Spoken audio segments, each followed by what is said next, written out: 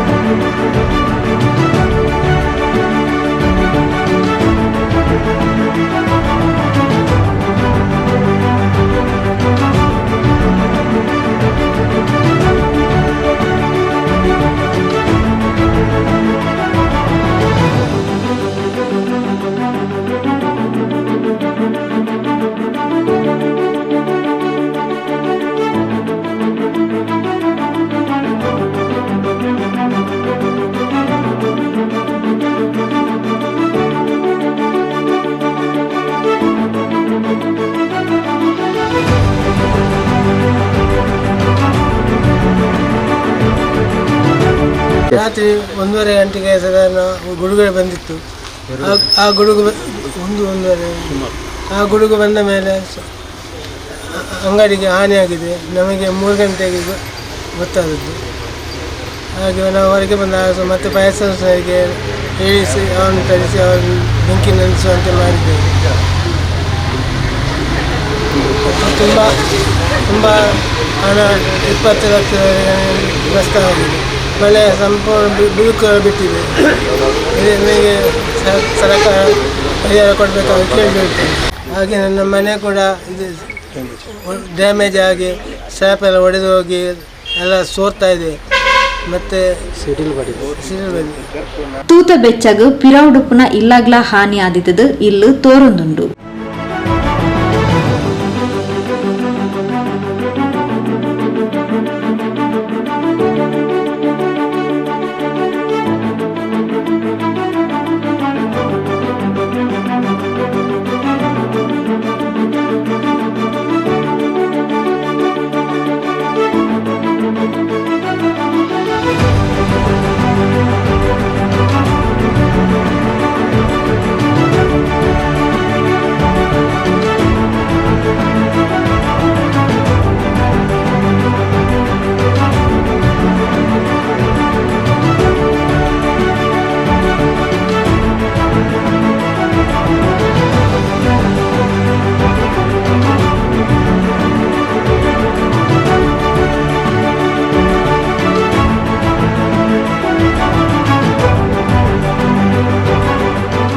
ಜಾಗೆಗೆ ಭೇಟಿ ಕೊರ್ನ ಕೆಥೋಲಿಕ್ ಸಭಾ ಕುಡ್ಲ ಪ್ರದೇಶ್ ಕೇಂದ್ರೀಯ ಅಧ್ಯಕ್ಷರು ಆಲ್ವಿನ್ ಡಿಸೋಜಾ, ಮುನ್ನೂರು ಗ್ರಾಮ ಪಂಚಾಯತ್ ಅಧ್ಯಕ್ಷರು ವಿಲ್ಫ್ರೆಡ್ ಡಿಸೋಜಾ, ರಾಣಿಪುರ ಚರ್ಚ್ ಪಾಲನಾ ಮಂಡಳಿ ಉಪಾಧ್ಯಕ್ಷರು ಅರುಣ್ ಮೊಂತೆರೋ ಪಾತೆರೊಂದು ಪ್ರಕೃತಿ ವಿಕೋಪರ್ದು ಹಾನಿಯಾಯಿನ ಮೊಕ್ಲೆಗ್ ಸರ್ಕಾರದ್ದು ಹೆಚ್ಚಿನ ಪರಿಹಾರ ತಿಕ್ಕಡ ಪಂಡದು ಕೇನೊಂಡಿರು.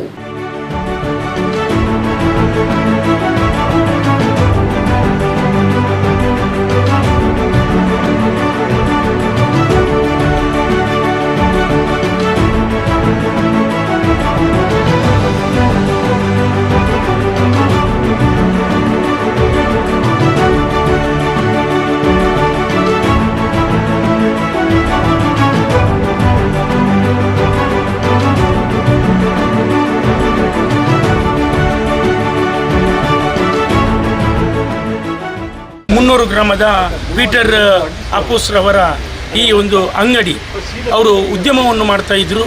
ನಿನ್ನೆ ರಾತ್ರಿ ಬಡಿದ ಸಿಡಿಲಿಗೆ ಮತ್ತು ಮಿಂಚಿಗೆ ಇದು ಸಂಪೂರ್ಣವಾಗಿ ಭಸ್ಮವಾಗಿದೆ. ಅವರ ಅಂಗಡಿಗೆ ನಿನ್ನೆ ತಾನೇ ಅವರು ಸಾಮಾನನ್ನು ಹಾಕಿದ್ರು. ಅಂದರೆ ಯಾವಾಗಲೂ ಅವರು ಸಂಡೇ ವ್ಯಾಪಾರ ಇರ್ತದೆ, ಮಂಡೇ ಅವರು ಸಾಮಾನನ್ನು ಹಾಕೋದು ಯಾವಾಗಲೂ.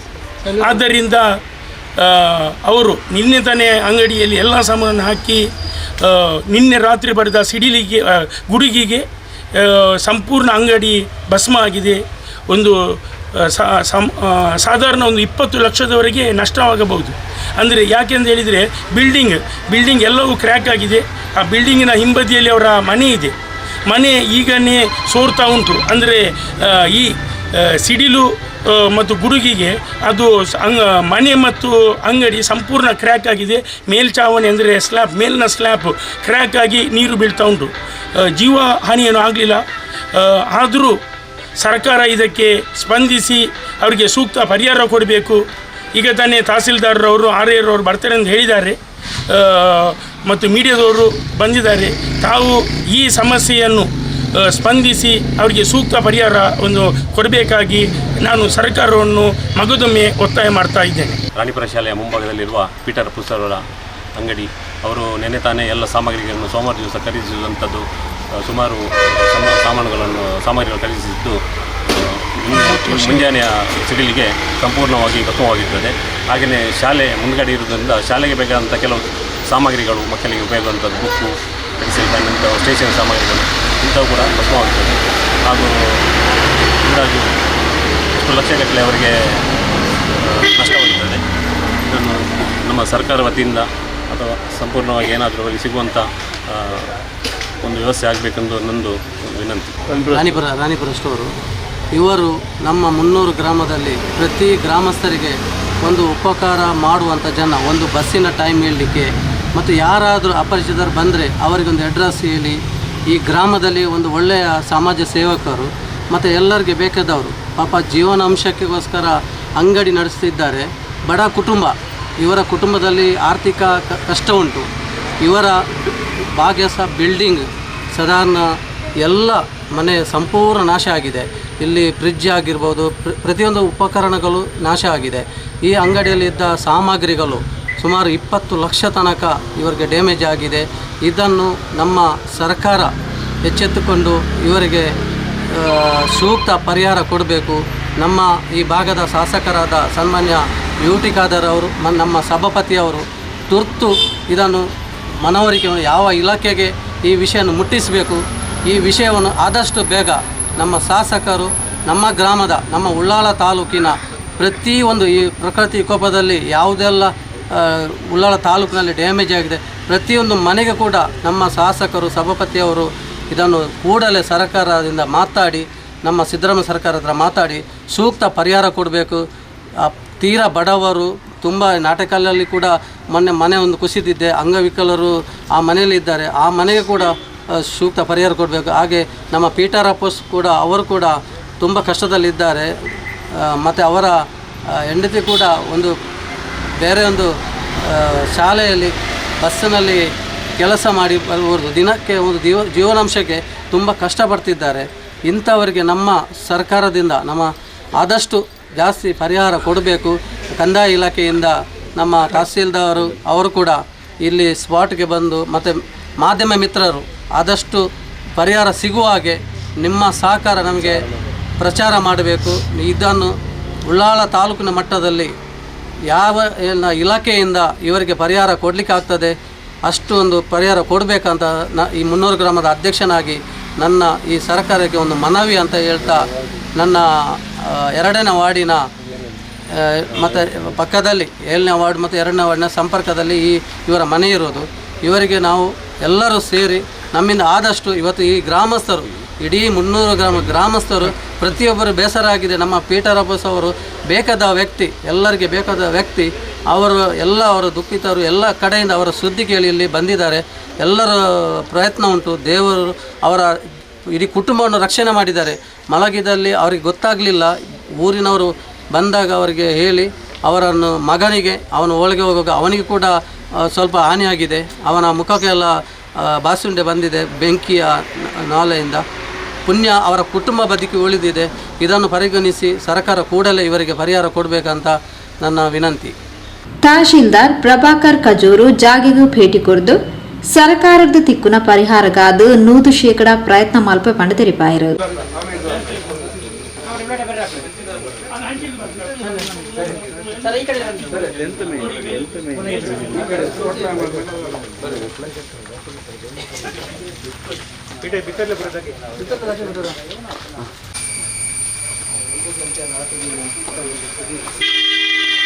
ಇವರವರ ಮಗ ಒಳಗೆ ಸ್ಲ್ಯಾಬ್ ಎಲ್ಲ ಕ್ರ್ಯಾಕ್ ಆಗಿದೆ, ಅಲ್ಲೆಲ್ಲ ಕಲ್ಲು ಕೊಡಿ, ಅಲ್ಲಿ ಕ್ರ್ಯಾಕ್ ಆಗಿ 1 ವರ್ಷ ಚಿಲ್ಲರೆ ಅದು ಇದು ಮನೆಯಲ್ಲ. ಇಲ್ಲಿ ನೋಡಿ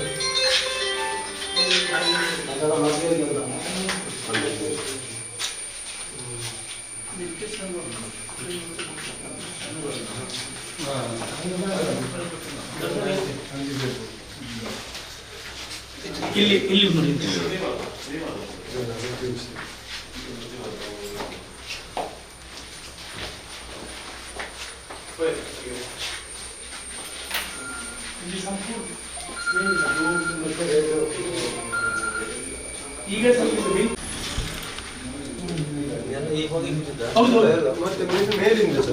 ಮೇಲಿಂದೆಲ್ಲೂ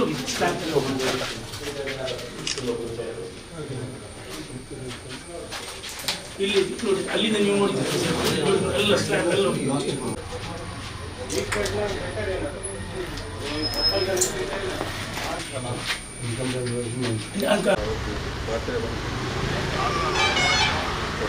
ಸಿಡಿಲು ಬಡಿದು ಇದು ಮನೆ ಪೂರ ಸಂಪೂರ್ಣ ನಾಶವಾಗಿದೆ. ಇದ್ರ ಬಗ್ಗೆ ನಾವೆಲ್ಲ ಖುದ್ದಾಗಿ ನಾವು ಜಂಟಿ ಸರ್ವೆ ಪರಿಶೀಲಿಸಿದ್ದೇವೆ. ಏನಾದರೂ ಕಂಪನ್ಸೇಷನ್ ಸಿಗಬೇಕಾದ್ರೆ ನಾನು ಆದಷ್ಟು ಮಟ್ಟಿಗೆ 100% ಪ್ರಯತ್ನ ಮಾಡಿ ಸಿಗುವಂಗೆ ಮಾಡ್ತೀವಿ. ಇಷ್ಟು ಮಾತ್ರ ಆಶ್ವಾಸನೆ ಕೊಡ್ತೀವಿ.